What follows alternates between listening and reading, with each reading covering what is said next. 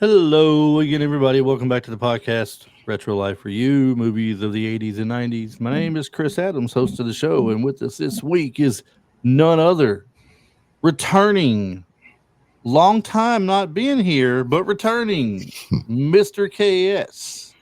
What's going on, sir? How are you? I am good. I'm good. How are you doing today? Other than these allergies kicking my butt, I am doing all right. This is my last full day of vacation. I got the weekend and I'm back to work on Monday. But other than that, I'm doing all right. This feels weird because I'm usually on the other end of this with him because, tell him you got this podcast you do, right? Yeah, this is crazy podcast that over the last couple of weeks have been just stirring up this Mark, these wrestling fans. Mark. Yeah, I told somebody I'm gonna need them to figure out what that means before they start yelling at someone and get back to me, because normally the people that yell Mark, those are the super marks. So, but no, the show is Front Row Wrestling Podcast, live on YouTube, every Saturday night. We try to be live by 10 o'clock, but sometimes things And it's 10 happen. o'clock Eastern 10, time. 10 o'clock Eastern Yeah. time. So, Just in case somebody else listening that might be in California or could be here where I am. but if you miss it, it's on YouTube. So go back and watch it. We have a good time, man. We talk wrestling. We don't take it too seriously. We have fun with it. So Yes, we are constantly bantering back and forth with each other, but it's in a good way. It's it's a fun. great way. Yeah, it's fun. Yeah. I know Ralph gets a kick out of it. Well, He- we have our fans. yeah, that's right. Speaking of fans, we have some super fans here too. You know how I know they're super? Because just the other day I looked on Spotify and there's 134 reviews on there now. So thanks to the Oh. super fans out there that help build that up along the way. Thank you to the And, super fans. Yes, I'm glad you guys are listening and watching and dropping those reviews. If I could just get some people to do that to iTunes as well, that would be awesome.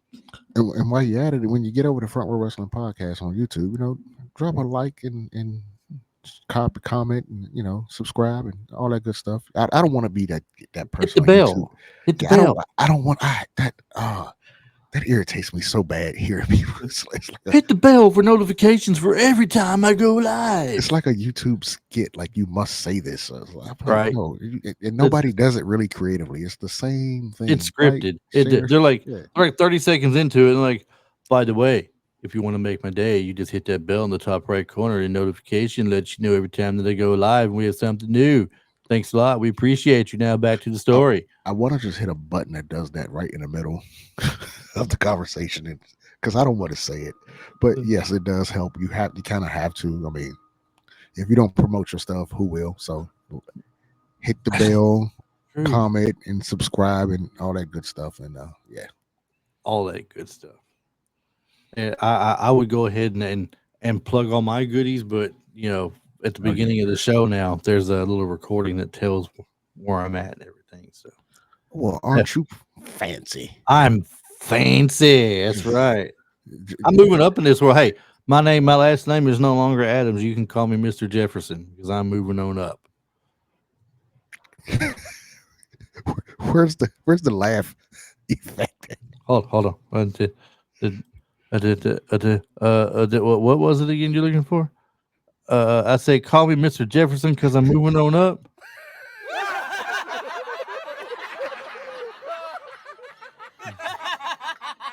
I think that's the Willis is laughing is what that is. I think the last one was the person just trying too hard to laugh. Wheezy done got to him and told on me. Anyway, hey, this week, Mr. KS here has picked out a fine movie for us to talk about. I'm surprised we had never done this before. To be honest with you. To be honest, I'm surprised because knowing your normal co-host, I would have thought this would have been right up his alley. So, but you know what though, there are a number of popular, highly rated movies of the time we've not touched yet. We haven't done any Indiana Jones because the 80s have produced so much good movies, bro. I know, and the thing is, we want to try to hit the ones that people may not remember as much first before we get to the obvious ones, right? Right. Well, we'll do a few obvious ones here and there. We've done Lethal Weapon. We've done Die Hard. You and I did Die Hard, right? Yeah, Uh, which by the way is not a Christmas movie. but that was the discussion we had. Yes. It's still not a Christmas movie, but okay. He's still not a Christmas movie. Some people say it still is. I don't know. People are crazy. But we haven't touched on some of these biggest ones. But this one this week is Ferris Bueller's Day Off. A big favorite of mine. I can remember watching it when it first came out, available to rent and everything, not just movies, but available to rent on VHS.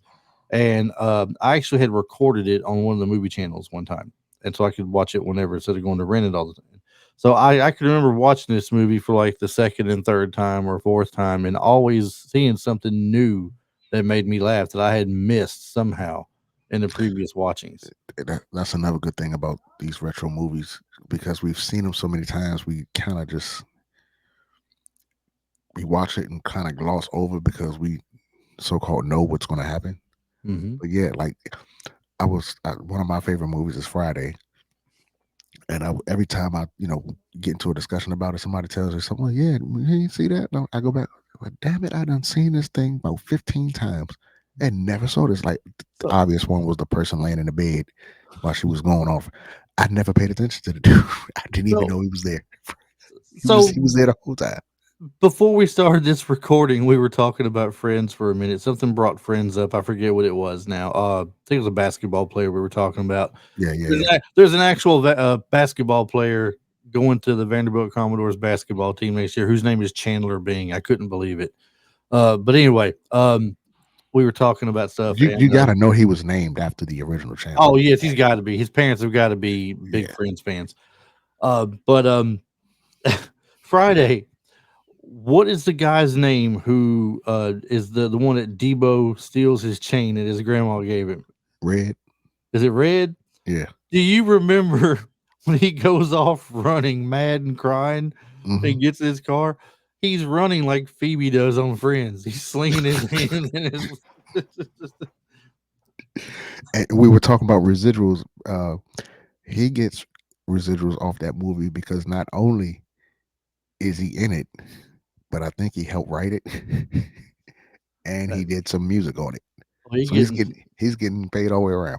Residuals times 3, right? That's what you do, man. You gotta, man. Look, Hollywood is a hustle, bro. Hollywood. Everybody got to have a hustle.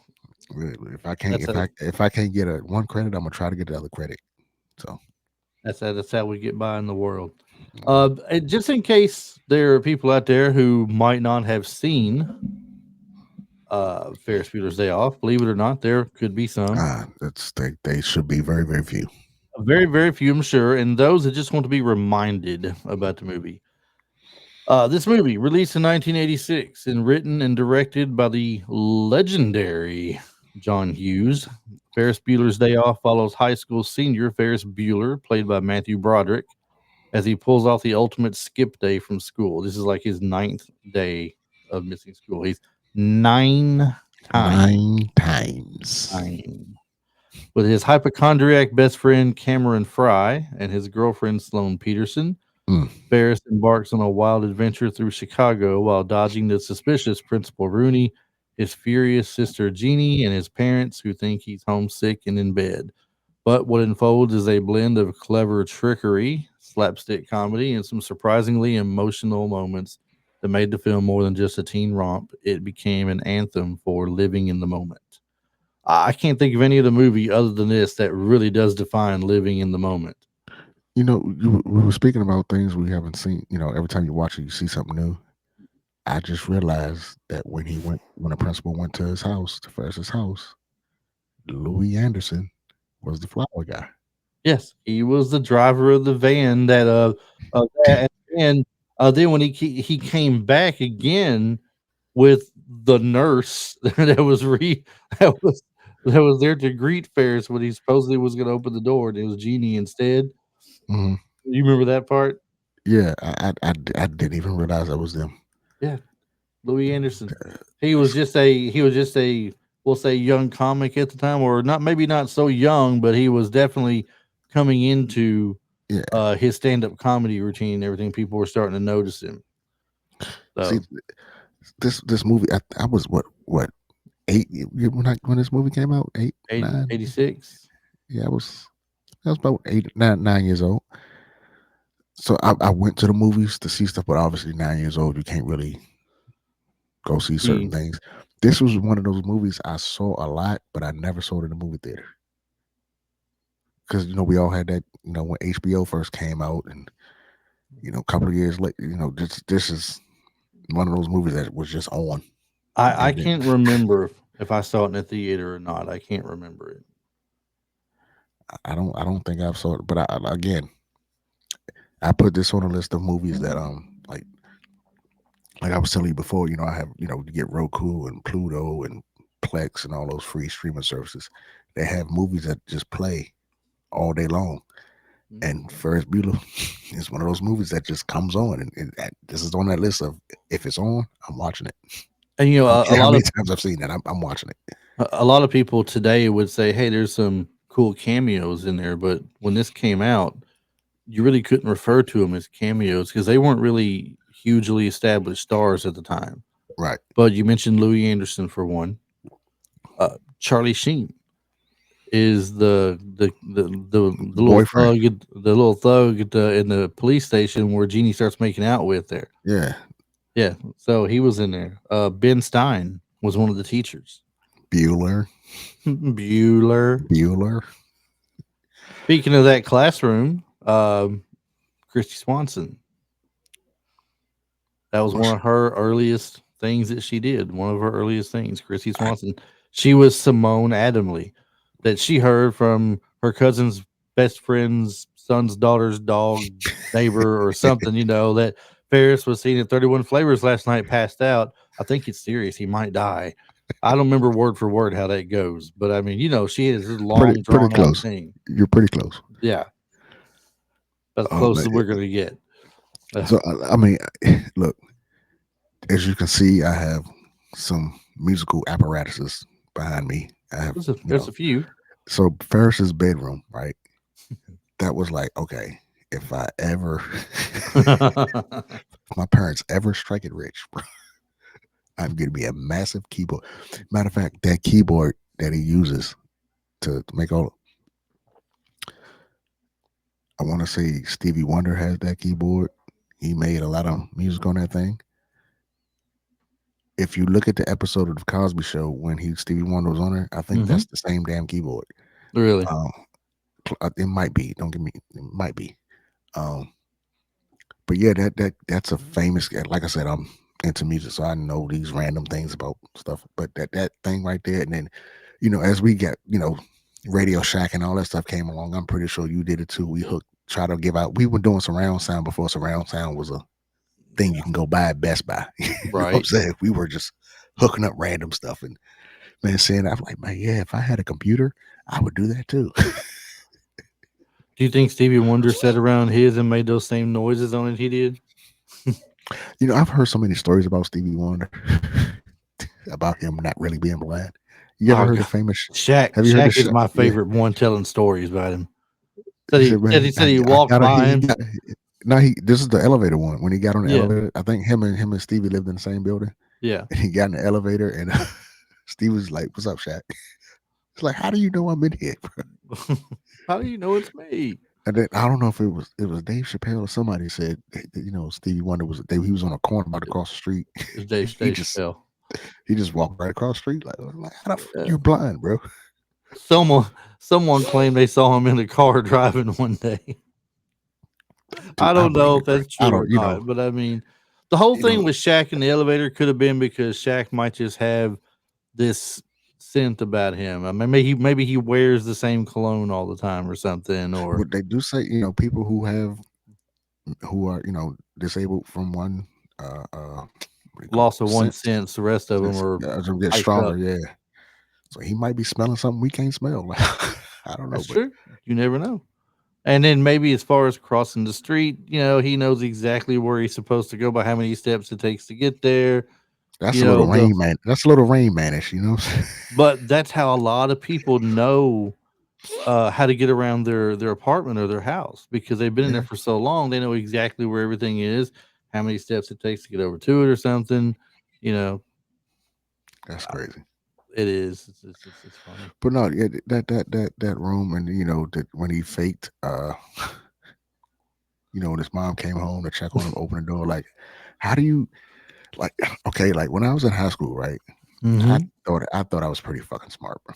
Yeah. Like, I thought I was not a genius, but I thought I could out. I mean, who didn't think they could outsmart their parents? My kids think they can outsmart me, and Yeah. they failed at every turn. You remind them you've been there, done that I already. was like, dude, I've already done this. You're not doing anything new. The only difference between you is you got better technology. Oh, holding the thermometer up near the light bulb to get it Yeah, real hot I got a temperature. fever of 300 degrees. But no, like But I'm sure if you just let me stay here under the covers, I'll be better. like he knew to lick his hands, and like he had the whole track of snoring. Like that's just. But the Had father, something rigged up with the doorbell as well. yeah, like he had his whole he. What's that movie? Oh gosh, Home Alone. He Home Alone his own house. Yeah. Yep. Yeah, man. And his sister stays so mad at him the whole movie. What? And then she just flips at the end of it all of a Well, sudden. it's you can't beat him, join him. I think what it is she had to change a heart a little bit based on two things. She I realized how think dumb her parents were. I think it had something to do with the conversation with Charlie Sheen's character, the boy in the police station, and knowing that Mr. Rooney was the guy that was in her house that she had kicked in the face so many times and took off running upstairs. That's one of the scenes that after watching 3 or 4 times, it hit me how funny that was.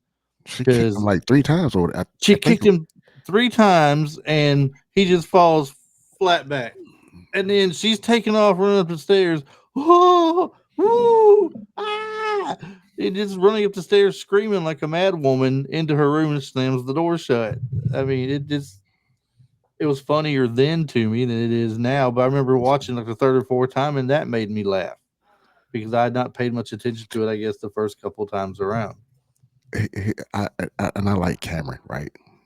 Because I have I had a we're still friends. We just don't talk as much. Um, but we were cool, like tight. Like people used to think we were brothers, but it was after high school, and we just we was if you saw him, you saw me. Not we weren't joined at the hip, but like if he was at the basketball court, I was inside the rec, or if I was at the court, he was inside the rec, or we was always together, but doing our own thing. Right. But he was the opposite of Cameron. Like he was quiet, but he was smooth. Like he was the smooth talker. I was just me. But if he'd have been like Cameron, bro, because every time I watch this movie, the older I get, the more I want to punch him in the face. Like snap the fuck out of it, bro. Like, and then because as a kid, you don't realize, like, you're not looking at it like, oh, he's rich. He's got a cool ass room. Look, he's got this, he's got that. But as I get older, I'm like, dude, what are you depressed about, bro? Why do you think you dying, bro? You got a banging ass house, access to anything. You can do whatever you want. It's like he's always afraid of I guess he's afraid of his parents or something. He's always thinking he's sick. Yeah, he's the Yeah. only kid. And see, that should be a lesson to people out there. Don't wish you were the only kid. Just don't. That's how you turn out. Don't be that person. Don't be that. Don't have only kid syndrome, bro. Be thankful Hey, you got brothers and sisters. he was in quite a few good things as well. I mean, other than Ferris Bueller's Day Off, we got him in. Have you seen Three Fugitives? Nick Nolte and Martin Short. He was in that. He was in Young Guns 2. I saw Young Guns 2 like twice. He was William Henry French, the farmer. Yeah, okay. That joined up with him. Okay. He's got this one line everybody always remembers by him, and it's not even a cool line. It's just the way he talks. He's like, "You stole my farm, Mr. Chisholm. You stole lots of people's farms, Mr. Chisholm." I'm like, why are you talking that way? And he doesn't look like he should sound like that either. No, he doesn't. But he was also in Tales from the Crypt. He was in Speed, Star Trek Generations. He was in Speed? Yeah. He was played Stevens, the role of Stevens, it says. He was in Twister also. You remember him in Twister? No. He played Rabbit. He He's the guy doing the maps, telling them where to turn and where to go. Rabbit is smart. Oh, okay, Rabbit is okay, okay, wise. okay. I got you. I got yeah. Yeah. So you don't think about these things You sometimes, and it's don't. like And we were just talking about that. Like some of these people were, cheaper by the dozen. He was in that movie, Stargate Atlantis TV series. I ain't watched Stargate. I watched the movie. I didn't watch TV series. I mean, you know, I'm not touching anything like that. Stargate, Star Trek, Star Wars. Y'all got it. oh, don't be defiling the Hey, holy trinity of Star Wars now. Come on, I don't to be the, going that way. to this Don't be like to that. this day, I have not seen a one, not a second, not a You have minute. not watched one No, Star Wars, not no. one lightsaber fight. I've owned a lightsaber How can you own a lightsaber and not like because Star Wars? because the lightsaber is cool. Star Wars was cool. I should not have to sit through 3.5 hours of a movie that I play with the toy, bro. Oh man, I should expect this from a Jey Uso fan. I tell you. Hey, I should expect this from LA Knight. I should expect the hate from an LA Knight. I'm just saying. Don't know what to think about you sometimes, man. I'm starting to think I don't know you anymore. I'm a rare breed, bro. I'm a rare breed. Matthew Broderick. Since we're talking about other films and things, Matthew Broderick, War Games, another great '80s movie. Oh my gosh. Look, Uh, when we first got a computer, mhm. I swear I tried to do what he did in War Games. Everybody wants to see if they could break into the phone company or something, or break into whatever. True story. True story. I actually asked the Radio Shack person if they had that thing you put the phone on. Yeah. It looked at me like I was retarded, bro. Oh, did he laugh at you? It's like, dude, what are you talking about? Again, I'm like 10 years old, bro. Right. He was in Godzilla, that one Godzilla movie that came out before they started doing Godzilla and King Kong and all that. That was a heck Where of a soundtrack. The soundtrack was the best thing in Godzilla. yeah, I wasn't a big fan of that Godzilla movie itself. Really wasn't. Even these Godzilla King Kong movies, I can deal with the can't King get Kong. with I them. can deal with the King Kong part, like Skull Island or wherever it's called. I can deal with that, but they don't do a very good job, I don't think, with Godzilla. It's hard to make that look. The CGI special effects, whatever you want to call it, isn't. I mean, it's good, but it's. And I'm just going off the trailers. I know. I mean, everybody's thinking about their childhood. They want to see their childhood on the big screen, right? When we first got Transformers, we were like, "Oh my god, look what they did with the Transformers! Look how cool they look when they transform." I mean, everybody I wants knew that. something big. I get a lot. A couple of people just look at me like I'm like they want to punch me in the face. I knew they were not going to. Transformers was not going to be nothing like the cartoon, bro. No, it's not exactly like the cartoon. No, story wise either. It's okay to do, like, if you want to remake a cartoon into a movie, but you gotta have some semblance of the cartoon in it, or else what do we do? Like, you can't just start telling a whole different story, bro. I tell you what, I'm a little bit worried about, and then I'll jump back on the stars of the movie here. But Henry Cavill is making it's. They just got finished filming. They wrapped up filming of Voltron.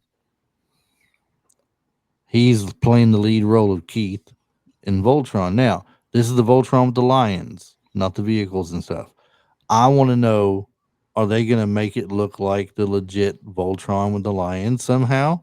Or is it going to be some cheesy thing like the, what's that movie called where they get these big giant robots fighting? Oh, Pacific Rim.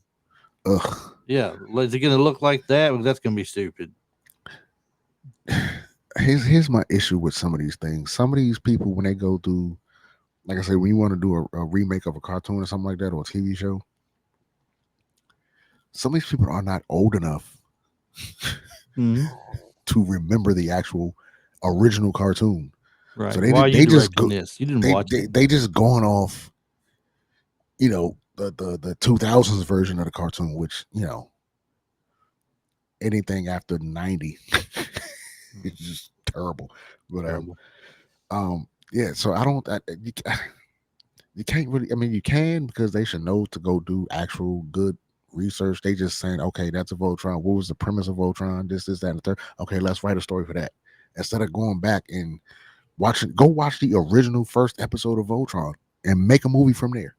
Yeah. because at least you have the basis of what it's about. You know what I'm saying? I mean, you could take the original story, or you could take it where they had to even replace one of the pilots with the princess. Yeah, or just like go watch the first episode, go watch the last original episode, and take it from the last one. Yeah. So Let's see. We got Mia Sarah. She was not in a ton of things, but she was Sloane Peterson in this movie. oh my god, She was also one of my original crushes. yeah, she was definitely pretty. And you see her in Time Cop as well. I did not. She was in Time Cop with Van Damme, and she had one other one that kind of stood out. I had it on the tip of my tongue here. I'm about to go look now. Uh, those two for sure, and the other one Legend. She was in Legend with Tom Cruise. Okay. Now, Did they really try to make a TV show out of Ferris Bueller? oh yeah, I believe so. Why? Yeah, it was yeah because you have money, capitalize on money, greedy, get what you can. Uh, one more thing she was in real quick. TV version of Birds of Prey, the TV series. Okay. She was Harley Quinn, or well, yeah, Dr. Harleen Quinzel, aka Harley Quinn. Okay. That was from 2002, 2003, 13 episodes. It was short lived, but she was in that as well. So She was very experienced for a person that was supposed to be in high school.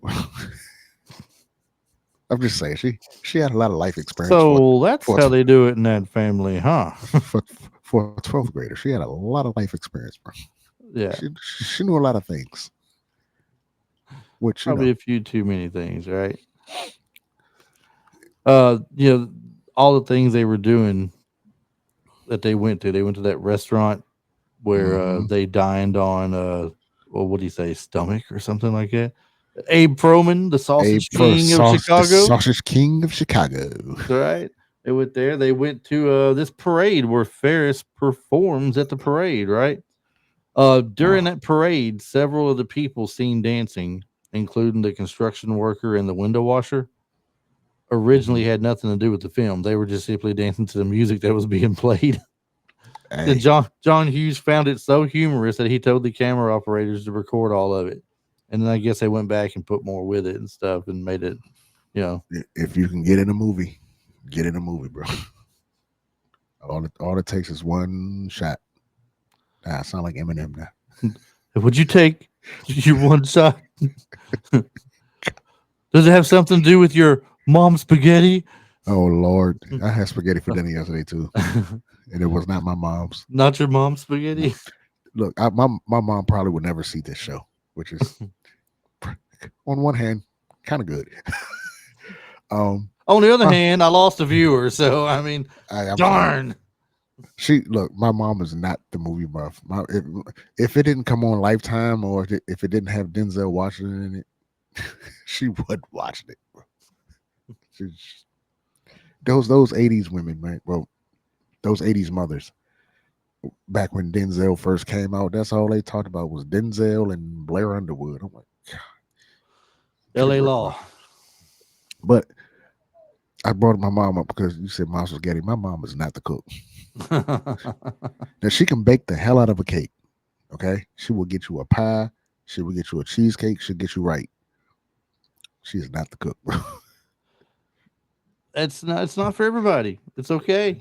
So she did the next best thing. She married a man who was the cook. Well, There that's you what go. if you want to eat, that's what you got to do, I guess, right? Yeah, Or you better make a lot of money for that fast food.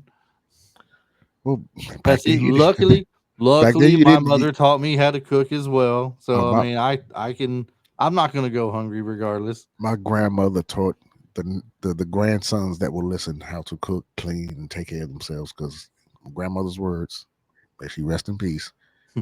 You don't need a woman to take care of you. That's not what you need a woman for. I'm like, yes, ma'am. Learn how to cook and wash your own drawers. Yes, ma'am. Oh my. The do you think this movie deserved a sequel?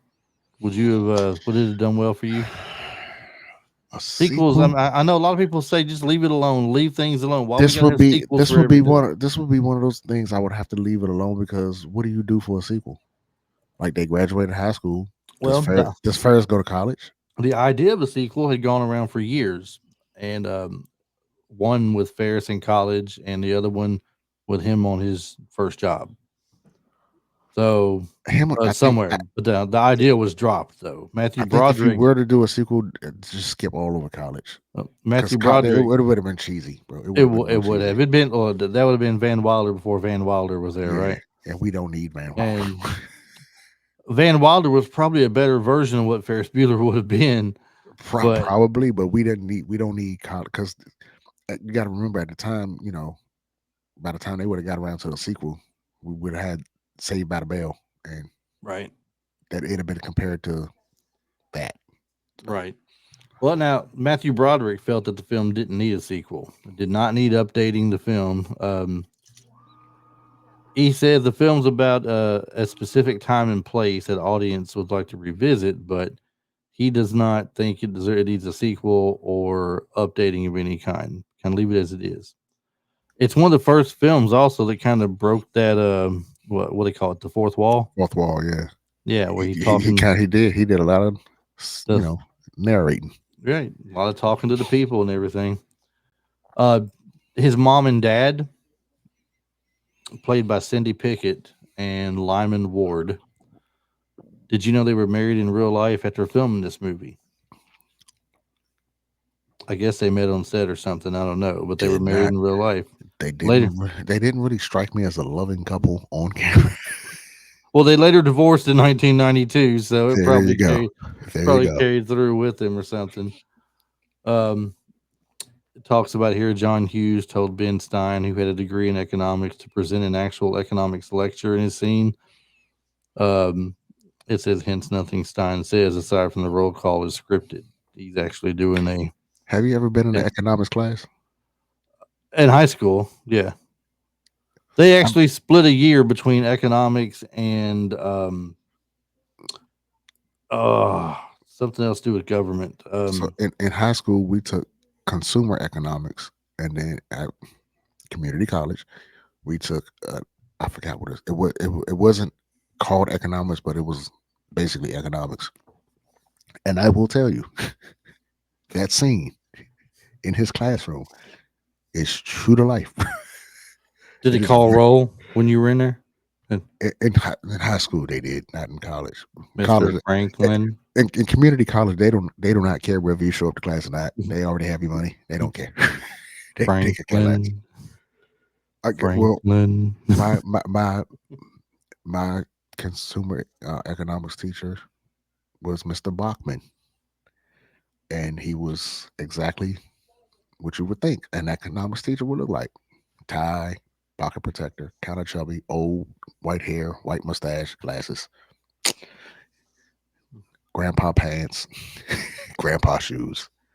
And he would look at you like, because he was kind of chubby, so he had and he would look at you like, Mr. Franklin, you could either learn it now or you could learn it again next year. You could be right in my class again, because he was so boring, bro. Yeah. There's only one way you could describe a receipt, bro. That was my world geography teacher. Oh, that was him. But he was a likable teacher. Everybody liked him. But when he talked, so Asia is comprised of several countries. Kind of reminds you of one of our mutual friends, doesn't it? Only he doesn't talk about Asia. Well, if she was a wrestler, he would. Where you at, Chili Ray? Where you at? You out looking at the Freebird somewhere, probably. Stay where you at. We do not need to bring this conversation to a halt. you going to the Freebirds. I get it. Stay off Bad Street. Back to the people in the movie. Jeffrey Jones, Ed Rooney. Oh I don't know if you know about him. He got in a little bit of trouble. For what? What does that guy do? He strikes me as a guy who does like unsavory things. Okay, this was some unsavory stuff. Okay. Matter of fact, just to make sure I got it right, I Like am he has typing him in. he has a face like you should probably hide your children if he moves into That's the what I'm neighborhood. getting at. Okay, Okay, that's what I'm getting at. I had no Um, idea. I'm just guessing. I'm just kidding. Jeffrey Jones is the actor for his roles like in Ferris Bueller's Day Off, and Beetlejuice has a history of legal issues stemming from child sex offenses. Wow. Um, arrested November 2002 and charged with using a minor for sex acts and possession of child pornography. Wow. Accused of paying a 14-year-old boy to pose for explicit photographs. Who the Uh, hell? Why? Who, he pleaded no contest to a charge of soliciting a minor for lewd photographs. The misdemeanor charge of possession of child pornography was dropped. He was sentenced to 5 years of probation, counseling, and required to register as a sex offender. dude, my son's 14, bro.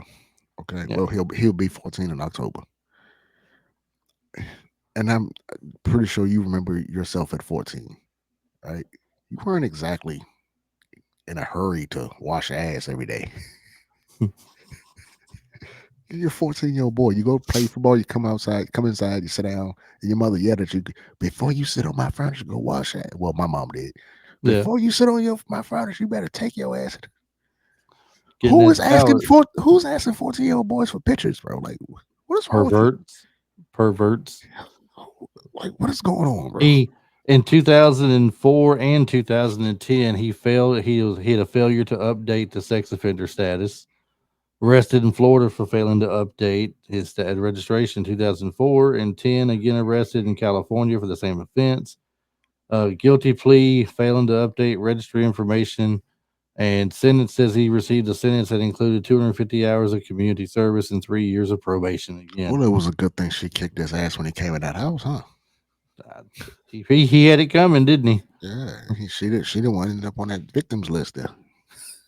So we're not going to talk about him too much because there's not much good to talk about. I know he was in several things in the 80s, but sorry, Mr. Jones, your things in the 80s you did are not It's always justified for it's what you always did. the principal, ain't it? It's always somebody of an authority figure. It's always the damn creepy ass principal.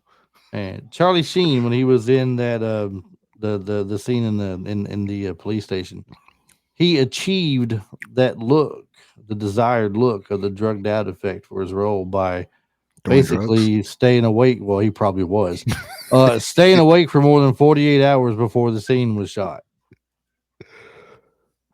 There's a bit of method acting there. Okay.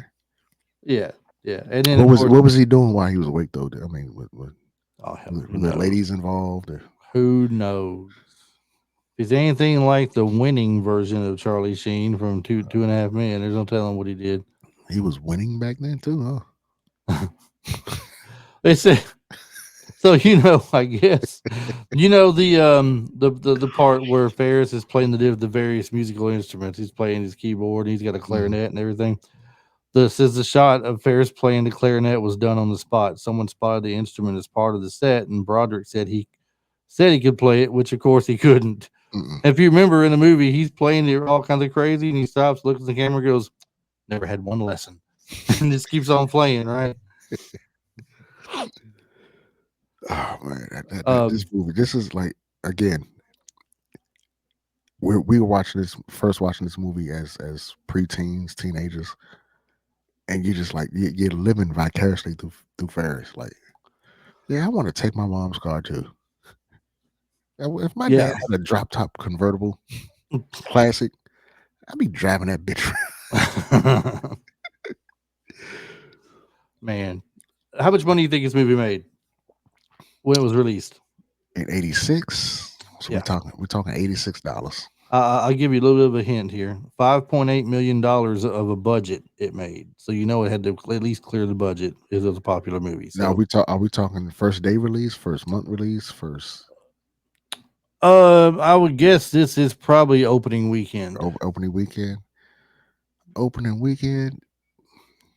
I mean, people knew who Matthew Broderick was, but he wasn't as famous as he turned out to be. Right, but let me rephrase that. Okay, maybe not opening weekend, but while it was in the theaters, the box office take while it was in the theater. So overall, How we don't know how long it was in. I don't remember. I don't know if you do or not. I don't remember how long it was out in the theaters. I know when I seen it had to be like 88, 89 on HBO.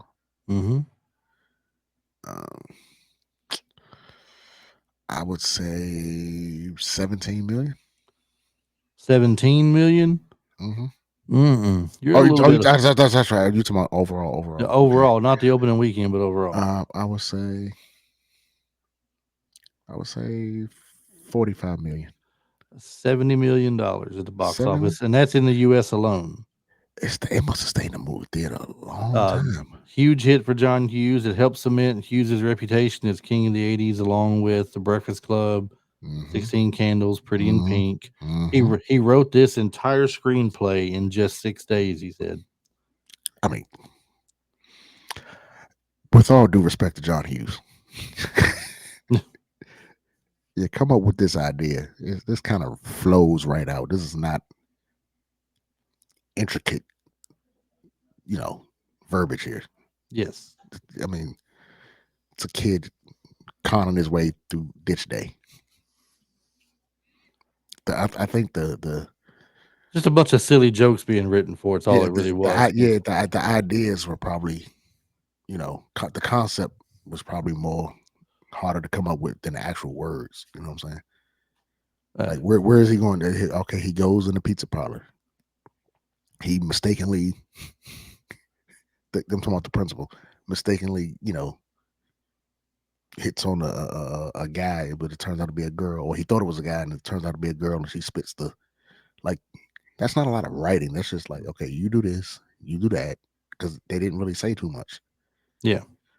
And then when he went to the bar to see them catch them on TV, he kind of missed them because throwing the thing in the trash or whatever. Mm-hmm. But so what are you talking about when he's at the bar? Yeah. What's the score? Nothing. Who's winning? The Bears. Okay. It's the Cubs playing, right? Stupid ass. he just gives him that look like, are you for real? Are you for real?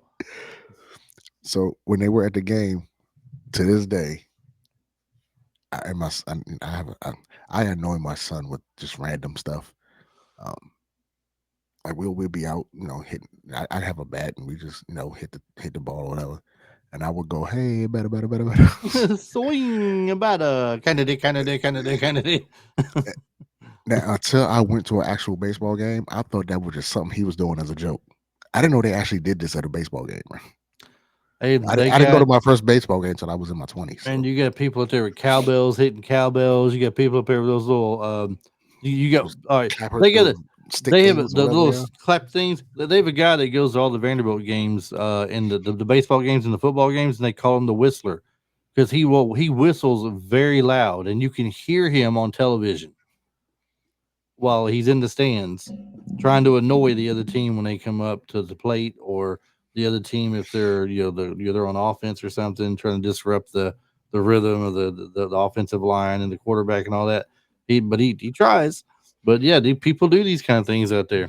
I find some of it annoying. I think the whistling thing is annoying as can be, to be honest with you. I mean, yeah, I just thought he was just doing something stupid, and I go to the band. Wait a minute, and I can't remember who I was with, but I know I was like, oh, they really do that, and they just looked at me and like, you really haven't been to no. Why would I go to look? Baseball is boring to watch on baseball is not boring to watch. On television, it's boring as hell to watch. You have to have a love for playing the game of baseball to sit there and watch it at home on television. I will go into a baseball game and watch it live. It's the atmospheres, the surroundings, environment, the fun and the crowd and all this participation and stuff that's going on in the field. But to sit at home and watch a game is boring. just hit me with Sports Center and show me the highlights, bro. I don't need to see this guy throw 15 pitches to one batter, bro, to strike him out. I don't need to see this. Uso fan. Hey, speaking of other people, Jennifer Grey was in this. She played Jeanie Bueller. She's also mostly known for Baby from what's it? Dirty Dancing. Couldn't think of the movie. Nobody puts Baby in the corner. Dirty Dancing. She was also in one of my favorite 80s movies, The Red Dawn. She was one of the girls in that. Okay. It was her and Leah. What's Leah's last name? Thompson? Leah Thompson. Leah Thompson. Okay. Yeah. Yeah, the two of them were in it together. See, this is why I like being on the show with you, man. I learned some things. You think you know until you get reminded of things is what it is. You knew it already. You just get reminded. Well, I'm glad you cleaned that up. Yeah, you see, it is seeped out of the brain. It's been so long that someone's got to put it back in there. According to my coworkers, my brain is full of useless knowledge. So the more random stuff I learn, the more random stuff goes out. So see, a lot of useless random wrestling knowledge on your end. A lot of random useless 80s, 90s movie knowledge on my hands. I have random wrestling knowledge, random music knowledge about stuff nobody really cares about until you tell them. Random television knowledge, it's just random knowledge. Like I know it's illegal to spit on the steps in a court in a certain country, bro. Like they will literally lock you up for doing that. Like who knew? Well, I guess I won't be visiting those countries anytime soon, will I? And in certain states, it's illegal here too. So, like who? But who knows that? Do you know? Who a favorite in this movie was with a lot of people? Is Edie McClurg. She played great. Secretary. Yeah, she was in. She played the same role in Back to School. Yep, Back to School. She was also in same hairstyle, same wardrobe. Same hairstyle practically, and as a customer service agent at the airport in Planes, Trains, and Automobiles. When Steve Martin was trying to get a rental car and he couldn't, and she was cursing like crazy. And one of my wife's favorite movies. Now she has her own list of movies she watches every time they come on. Tommy Boy, Joe Dirt, that guy in a little coat. Planes, Trains, Automobiles. She like some stuff we like, most we don't like. We don't like the same older movies. So. I'm gonna throw a few things at you here before we get we're worried about the 47-minute mark. So I'm gonna throw a few things at you here for discussion for the movie and get your thoughts on it. Okay. All right. So Ferris Bueller, is Ferris actually the villain? And let me throw this at you, what it says here. Some fans argue that Ferris is manipulative and selfish, while Cameron is the real protagonist. So what do you think? Is Ferris actually the villain in the movie, or does he just want to have fun? He's trying to get Cameron out of his shell. See, again, I come on the show and, I've never thought of it that way. And I still don't. Like, I think Cameron is the villain because he's such doom and gloom. And all Ferris wants to do is get him to enjoy his life. Like, you have he's like I said earlier, like, your family's good, bro. Mm-hmm. Like, you got it made. Now, that just because you have money don't mean you should just walk around smiling all day. But I'm just saying, like, your life is good, bro. Get out in the sunlight a little bit. Yeah, get some sunlight. Try to talk to a girl. It's hard sometimes, but you can do it. Well, I mean, look, it would probably be a lot easier for him than it was for me. They may laugh at us, they may point at us and talk behind our backs with their little girlfriends. They may tell you, "No, I don't want to go out. Will you leave me alone?" They may tell you stuff you don't want to hear, but they're not that hard to talk to, right? I personally don't walk up out of the blue to someone who's a stranger to me and make a conversation. I got to at least get to know somebody a little bit first. To this day, I've never asked a female for her number. I just am good at talking them into wanting to get. Not my words. I am good at talking them into wanting to give me theirs. I'm not gonna say same. I've never asked for a phone number, but I've gotten a phone number just from talking with people and getting to know them. So because my uncle, who is kind of my idol, but kind of was like he was like my big brother because he was 10 years older than me. Mm-hmm. he used to take me and my cousins downtown. Back in the day, we had to you had to write down numbers. I don't know if some people catch the show and think we just always told somebody to type the number in our phone. No, we had to write down a number, and hopefully we didn't lose it between the time we got it and the time we got back home. Hey, text me your number. There was no such thing. I'll catch you on Tinder later. There's no such thing. You had to pray and hope you ran into this person again, and then act like you didn't forget their number, so they give it to you again. But Hey, no, I remember you. Yeah, you gave me that yeah. number. Yeah, I've just been so busy. I'm sorry I ain't And called then, yet. another thing, we used to get dropped off in the mall and that whole thing, or go to a school party, and it's like, yeah, we just come here to get phone numbers. So my uncle used to drop us off, or we used to go out with him. He's like, go get her number. You got a minute to come back here with her number. I'm like, bro, it's gonna take me a minute to get up the nerve to talk to her. Like, what are you talking about?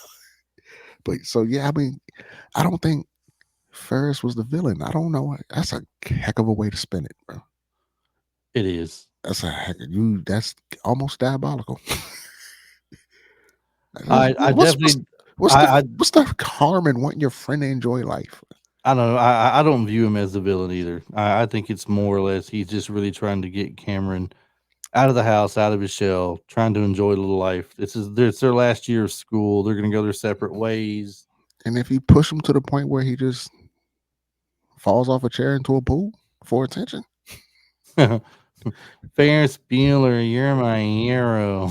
yeah, he almost did she kiss him, or she just? I can't. I'm having a brain fart. Did she, when they pulled him out of the water, did she kiss him? No, Or first just smacked him? kind of, sort of, yeah. Yeah, What okay. it was. Well, So, I'll tell you what. What if the movie took place today? Hmm. Would Ferris Bueller survive with all the smartphones and social media and GPS tracking and all the different things available? Would he be able to really sneak under the radar and have all this fun he's having then? Would he be able to pull it off now? I would say yes, and here's why. If he had the same type parents, stuck up, snobby, like Mike Ferris is a baby, he would never do these things. Because they didn't strike me as the type of parents that would have air tags on their kids. Like, they don't strike me as the type of people. I think would have been a little bit more entertaining with the principal trying to catch Ferris, because he would have had a little bit more ways to try to get him, which in turn makes Ferris have to come up with new, different ways to slip him. Yeah. Do I think he would have made it in that parade? Probably not. Probably not. No, because we got like, back then. You had like there's cameras everywhere now. Cameras everywhere. Yeah. Back then you had like 1 or 2 cameras for TV. Now you got 5 or 6 cameras for TV. So for for parades. But so how about the car, the red Ferrari versus the DeLorean from Back to the Future? Which is cooler? DeLorean. Not, but now we're gonna say DeLorean, but we're not gonna include that it's a time machine. It's just the car, just the DeLorean car. I would drive both, but I would probably buy the DeLorean. Yeah, I think the DeLorean looks a lot cooler myself. Just because of the way it looked. Like how many people you see driving something like that around? So we mentioned John Hughes, king of the '80s, basically teen movies. He's come up with a lot of characters that are memorable. You got Ferris Bueller, you got Bender from the Breakfast Club, Samantha, which is I believe Molly Ringwald from 16 Candles, I think. It's way too emotional. And then you got Ducky from Pretty in Pink, which is the other 2.5 Men. Where does Ferris rank among all these characters that John Hughes has created over the years? I want to say 1, but unfortunately, those other movies I would say have more of a cult following than Ferris Bueller's Day Off does. Yeah, especially Breakfast Club. Like Breakfast Club has a huge following. You're not. Yeah, that's just speaking.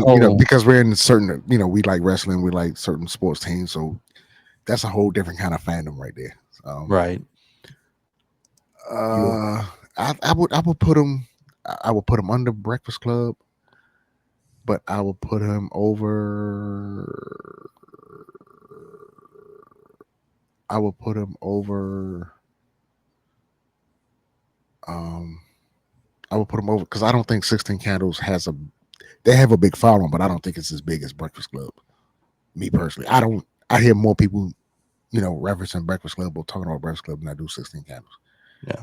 So I would put him. He would be third or fourth. No, yeah, third. All right. Yeah. Fair enough. Fair enough. One last thing for you, and we'll also address this to the people listening and watching this episode. If you could take one day off from adult life, like Ferris did in high school, what would you do? Well, I took a week off in my adult life, and I did absolutely nothing. Right. But you got to think outside the I'm box. You also gotta I'm think also cooler. 48 years old, so Right. But you got to think cooler now. All right. Well, did you at 48, me at 52? If we had to take one day off of work and plan a day out in the town to do some fun things that you wouldn't normally do, what do you think you would do with it? I definitely would not go to a movie. Plenty of movies, at this point at home that you can Yeah, I watch. definitely would not go to a movie. Just the movies are not the same as they used to be, and I think it's probably because of streaming. I think it also depends on where you live and what's Yeah, available as well. Yeah, that too. Like I don't. Yeah, so it wouldn't be a movie. I would hit up an amusement park. I wouldn't stay all day. I would go ride a few roller coasters. Um, I would. We have a thing over here called Funland. Right. It's just basically a big arcade. Kids run around and all Right. that stuff. But they have a go-kart track. Mm-hmm. So I would go hit the go-kart track. Um, and because again, this is what it's one of my hobbies.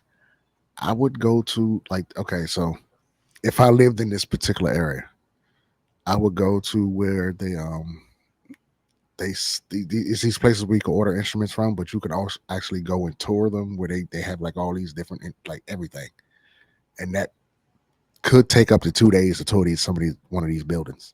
It could take up to 2 days, but I would go there. So I would hit an amusement park, ride some rides, leave, go to the go-kart track, and then go. Yeah, I would something like that. Out the way. Right. I'm not one. I don't need to go thrill seeking on my day off. See, that's the whole thing. It's not about doing what he did. It's about what would you do. Yeah, You just described a pretty fun day, and an average person would say it's a pretty fun day. Yeah. Like if I'm here, it also depends on where you're at, what time of year it is, what's available. Like right now, baseball's going on, right? Baseball season. So, like if I'm just outside of Nashville in Tennessee. So if I was taking a day off, just playing from beginning to end, I don't have any amusement parks here or anything like that.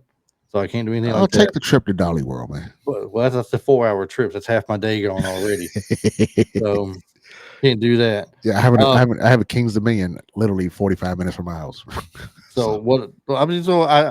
If the Sounds are playing, which is our minor league team, our AAA minor league team, if they're playing, I'll take in a game there downtown because their stadium is now downtown where they rebuilt a new one. Mhm. While I'm there and I'm done with the game, I'm going to come out and I'm going to take a quick walk up Broadway and hit a couple of places up there. There's a lot of new bars up there that's got food they serve. It's not just a place to go drinking or anything. You can go in there, you can get lunch, whatever you want to do, or try a appetizer here and go to another and try an appetizer there or something, just to experience what they got if you've never been there before. Which I don't go downtown hardly at all because if you live here, you know what the traffic is like, and they shut down Broadway all the way down to Second Avenue at some point, and you just don't want to go there and deal with it. I think I would do something like that, and if I want something fun like you're talking about with the arcade and the little game things, Dave and Buster's is not too far away. I was about to say, because the last one I said, a little music tour thing, that store is like it's in Indiana, I think. Or it's not close to here, but if I'm talking around here, I would hit up the amusement park, go to the go-kart track, then I would either go to Dave and Buster's or Top Golf. Yeah, because there's a Top Golf at the harbor up the road. So I would go to Top, and you can do everything there. Like they say, there's a bar. You can order some good food, play top golf. And I'm not saying that I would try to pick up a woman, but I will say I'm a red-blooded, healthy male. I don't necessarily want to be around a whole bunch of dudes all the time. So if you got there's a lot of ladies who actually go to Top Golf and have fun and just enjoy themselves. So I would. Plus, Top Golf looks like a lot of fun. I've never actually been. I want to go, but try it out. I don't want to go by myself.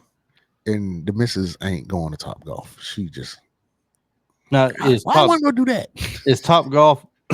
Sorry, is that like a now?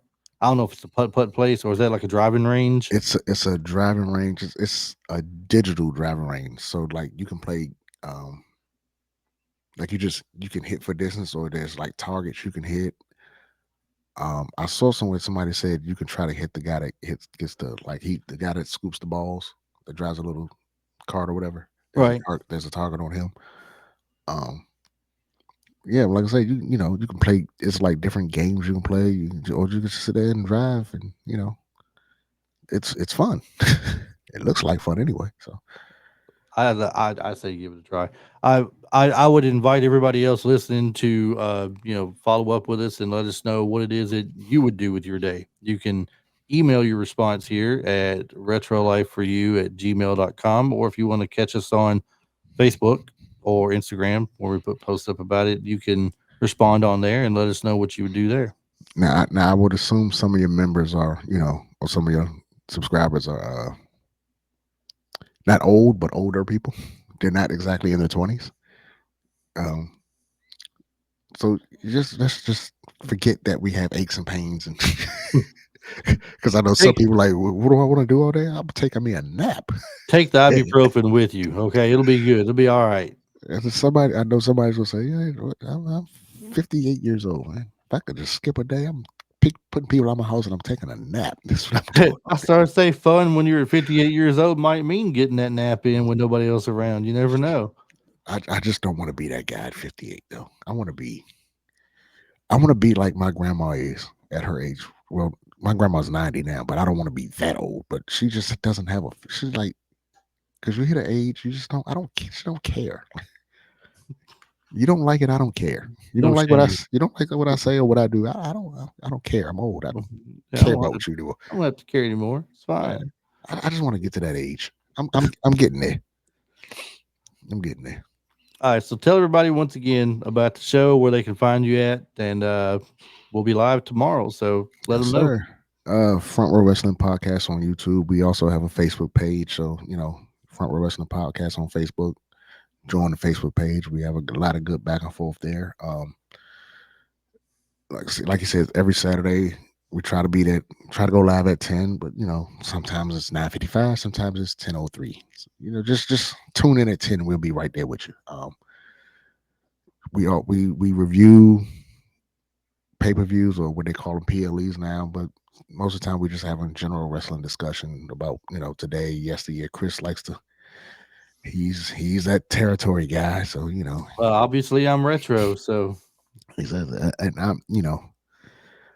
I'm retro, and I'm also new school when it comes to wrestling. So I can talk old school, I can talk new school, I can talk attitude era, which it was what it was. But yeah, and of course I have to say, like, share, and subscribe, click the notifications bell.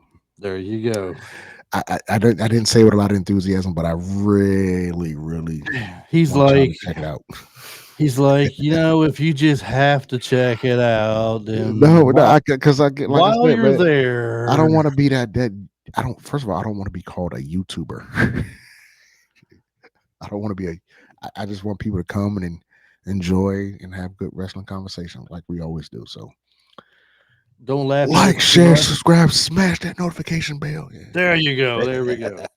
All right. So that's going to do it for us today on our totally tubular trip down memory lane, Ferris Bueller's Day Off. It was not just about skipping school. It was about taking a moment to enjoy life. If you love this episode, I'm going to do what you did now. If you love this episode, make sure to follow us on Instagram, Facebook, YouTube at Retro Life for You. I always say S the number 4, YOU. Yes, And sir. don't forget to rate and review the show wherever you're listening. So until next time, Mr. KS, you can stay retro, you can stay awesome, and remember, life moves pretty fast. If you don't stop and look around once in a while, You might just miss it. might just miss it. Thanks for being on, Ray. We'll See ya. catch you guys next time. Have a good one.